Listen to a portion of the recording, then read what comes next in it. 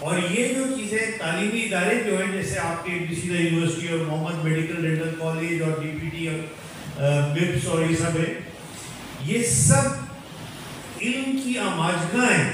اگر یہاں بیٹھ کے اگر آپ لوگ ٹائم ضائع کریں گے اور لرن نہیں کریں گے تو پھر کہاں پہ لرن کریں گے آپ؟ دیکھیں میں ایک بات کروں، ابھی ہم سے ہمارے چیف گیسٹ نے بڑی اچھی ایک بات کی. انہوں نے کہا کہ جیسے جیسے ادارے کی لیڈرشپ اچھی ہوتی ہے ویسے ویسے جو ہے اس کی پرفارمنس بہتر ہوتی ہے اور ٹیم ورک بہتر ہوتا ہے. تو میں آپ سے کہتا ہوں کہ پورے پاکستان میں کسی یونیورسٹی میں کوئی چانسلر یا وائس چانسلر ڈھونڈ کے دکھائیں جو کہ پی ایم ڈی سی اور A T C recognised professor of education, medical education. آپ کے ذہن میں کچھ یونیورسٹی تو آ گئی ہوں گی نا، آپ ان میں گھمائیں، لیکن آپ کا جو چانسلر ہے وہ پروفیسر آف سرجری بھی 20 سال رہا ہے اور پروفیسر آف میڈیکل ایجوکیشن بھی ہے. یہ پاکستان میں ابھی جو کرن نے آپ کو اپنا وہ سنایا کہ بھائی کس طرح کمپیٹنسی اور آؤٹ کم بیسڈ میڈیکل ایجوکیشن ہے. تو اگر فرض کریں کہ آپ کا جو ہیڈ جو ہے وہ میڈیکل ایجوکیشن سے لابلد ہو تو وہ کیا لیڈ کرے گا اپنی ٹیم کو کہ بہتر میڈیکل ایجوکیشن سسٹم لایا جائے. میں ذاتی باتیں نہیں کرتا ہوں، آج مجھے کرنی پڑ رہی ہے، 2-4 باتیں ضرور کروں گا، اس لیے کہ میں ہی سمجھتا ہوں کہ جو میرے بیٹے اور بیٹیاں یہاں بیٹھے ہوئے ان کی گروتھ اس سے ایسوسیٹیڈ ہے. You can learn from it and plan your own life. دیکھیے میرپور خاص وہ شہر تھا جہاں سے آپریشن کرانے یا تو لوگ باہر جاتے تھے یا کبھی کبھار کوئی سرجن آ کے یہاں ہفتے میں آپریشن کر دیتا تھا. یاد ہو آپ کو جنرل صاحب، یاد ہے نا یہاں پہ کب 80s میں کون آپریشن کرتا تھا؟ کوئی تھا ہی نہیں کوئی.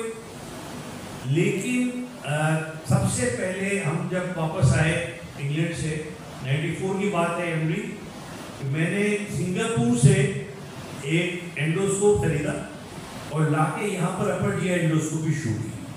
That was the first time. Nawabshah سے جو head of the department of medicine تھے انہوں نے مجھ سے کہا کہ میں آ کے دیکھنا چاہتا ہوں کیونکہ میں کراچی جاتا ہوں ویکینڈ میں، وہاں جا کے دیکھتا ہوں اور کہیں نہیں ہو رہی، تو اگر آپ اجازت دیں تو میرپور خاص آ جائے قریب ہے. تو میں نے کہا آپ تشریف لائیں. تو اپر جی اینڈوسکوپی اس زمانے میں اسکلیرو تھراپی ہوتی تھی، بینڈنگ شونی بھی تھی. ود اسکلیرو تھراپی یہاں بہت سارے مریض جو ہیمیٹومیسس اور میلینا سے مر جاتے تھے ان کو پھر ان کو سیو ہونا شروع ہو گئے. اس کے بعد جب میں نے اس پہ ہمارے کچھ لوگوں کو ڈاکٹرس نے ان کو سکھایا، جب وہ سیکھ گئے تو میں فلیکسیبل سیماٹوسکوپی لے کے آیا اور وہ میں نے شروع کی یہاں پر. تو لوور جی آئی کا بھی ہمارے پاس اچھا خاصا سسٹم ہو گیا ہے. جب یہ سب ہو گیا تو میں وولف کی ریسیکٹروسکوپ جرمنی سے لے کر آیا اور یہاں پہ ٹی آر پی اور ٹی آر بی ڈی شروع کی. پھر لوگوں نے یہ بھی سیکھ کیا تو 2005 میں لیپروسکوپ لا کے ہم نے لیپروسکوپک سرجری شروع کی. آج میرپور خاص میں ایک گروپ آف سرجن ہے، یہ بیٹھے ہمارے سامنے ہمارے دوست بیٹھے ہوئے جو کہ بہت اچھی اینڈوسکوپیز اور T R Ps, T R B Ts اور لیپروسکوپک کنسٹرکٹومی کرتے ہیں. لیکن ایک وقت تھا جب یہاں پر کوئی نہیں کرتا تھا. تو دیکھیں اس طرح سے چیزیں ڈیولپ کی جاتی ہیں. آج میرپور خاص میں کوئی کہے کہ مجھے کولونوسکوپی کرانی ہے، میں کراچی جا رہا ہوں، تو بولے کیوں کر رہے ہیں، یہاں ہو جائے گی. کوئی کہے گا مجھے ٹی آر پی کرانا ہے، وہ بھی یہاں ہو جائے. لیب کولی کرانی ہے، ہو جائے گی. تو یہ پروسیس ایک وقت تھا جب نہیں تو پھر شروع ہوا. پھر آپ آ جائیے پاکستان کے بننے کے پہلے 50 سال کب کمپلیٹ ہوئے؟ پاکستان کے 50 سال کب ہوئے؟ 1997 47 سے لے کے 1997 تک. میرپور خاص میں کوئی resident person with higher medical diploma نہیں تھا. لوور کے تھے لیکن ہائر میڈیکل ڈپلوما والا کوئی نہیں تھا پہلے 50 سال میرپور خاص ڈویژن. اس کے بعد 50 سال بعد محمد میڈیکل کالج بنایا، پہلا professional not only medical but professional college of the division. اور اگلے 25 سال میں 50 سال میں 0 अगले 25 साल में 248 पीपल विद हायर डिप्लोमा यहाँ पे आए। आप ढूंढ के बताएं दुनिया में ऐसी मिसालें और कहाँ मिलेगी आप कि 50 साल में 0 ग्रोथ और 25 साल में 248। तो अगर फर्ज करें, अच्छा हुआ क्या, तो बहुत हो गया। उसकी वजह ये कि इदारा बना, उस इदारे में मेहनत से हिम्मत से काम करना शुरू किया। आज हमारे प्रोफेसर साहब x vice chancellor national medical college यहाँ तशरीफ रखते हैं, इन्होंने तो भी बड़ा अच्छा एक वो भी पढ़ा पेपर। और बड़े बड़े लोग हैं हमारे जो कि दुनिया के दूसरी जगहों से आके इन्होंने यहाँ पर सर्व कर रहे हैं। इसी तरह से जैसे हमारे लोकल ग्रोथ क्या हुई, जैसे हमारे शमसुल आरफीन साहब हैं वाइस चांसलर, ये MBBS करके या जनरल प्रैक्टिस कर रहे हैं। तो हमने सारे जो भी कैपेबल हमको लगे MBBS डॉक्टर उनको पकड़ा और उनको खुद ले जाकर पोस्ट ग्रेजुएशन करवाई। मेरे दोस्त थे सारे बैठे हुए BMSI में और PGMI में और इधर उधर लम्स में। तो डॉक्टर आदित्य जो यहाँ चेयरपर्सन है इसके मेडिकल के, वो लम्स में यहीं से गए और यहीं से जाके उन्होंने। तो ये 248 लोग जमा करना ये एक दिन में नहीं हुए, एक रात में नहीं हुए, एक साल में नहीं हुए, लेकिन इसके पीछे कितने सफर और कितनी रिक्वेस्ट और कितने लोगों के पीछे जाने का हिसाब किताब है, ये तो या तो अल्लाह जानता है या मैं जानता हूँ कि क्या क्या करना पड़ा। मगर हो गया बच्चों, हो गया ही। जब मेहनत की तो ये हो गया।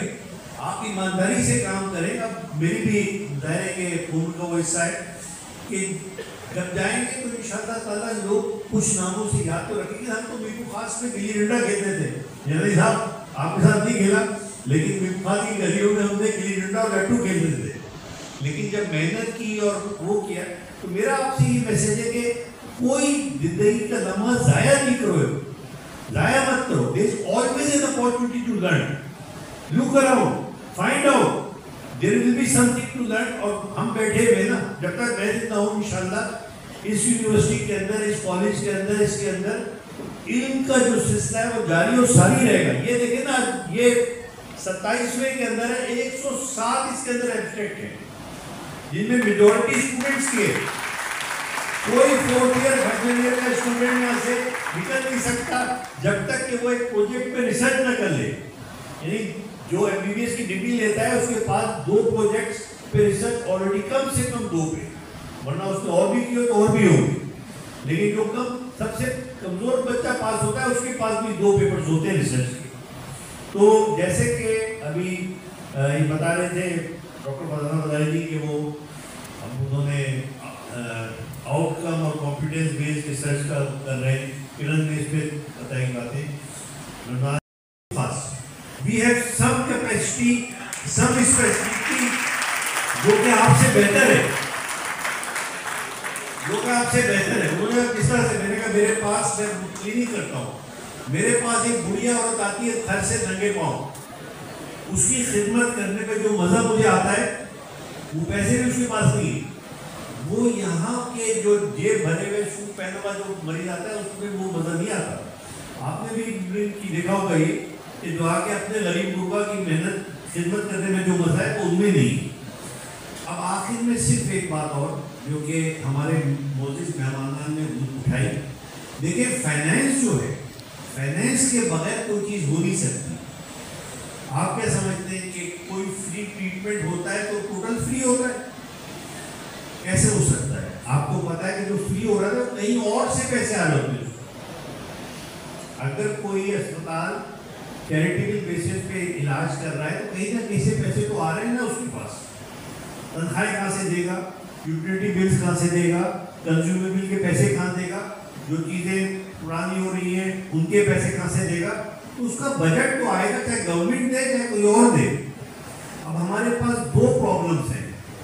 आपसे आप जाते रहते हैं मीटिंग में, मैं जितनी मेरी हिम्मत है मैं कहता हूँ, कराची में भी, इस्लामाबाद में भी, क्योंकि मैं जितने प्राइवेट मेडिकल और डेंटल कॉलेजेस सिंध की एसोसिएशन उसका प्रेसिडेंट भी हूँ, ये 6ठा साल है, तो मुझे बहुत सारी मीटिंग में मौका मिलता है। मैं ये बात कहता हूँ, देखें बाज़ मास्टर स्ट्रोक्स होते हैं। सिविल अस्पताल के ऊपर कितना लोड है, सिविल अस्पताल के अंदर डॉक्टर्स के ऊपर कितना प्रेशर है, और हर आदमी मेहनत कर करके बन जाएंगे वो, लेकिन बुरे नामों से याद करेगा। ठीक है ना, ऐसे ही है ना। आप, हम समझते हैं आपकी तकलीफें, कोई ऐसा स्ट्रोक डाला जाए कि रातों रात ये ठीक हो जाए। तो मैंने एक दिया था, मैंने कहा मैं आपको एक प्लान देता हूँ जिससे लिकोखास में डॉक्टर्स की तादाद 4 गुना बढ़ जाएगी, जिससे बेड्स 4 गुना बढ़ जाएंगे। देखें, तकरीबन राउंड फिगर में हेल्थ बजट सिंध का है 300 अरब रुपए। ठीक है, सिर्फ 25 अरब रुपए में पूरे सिंध के एक एक बच्चे की हेल्थ इंश्योरेंस हो जाएगी। फिर उसके पास चॉइस होगी।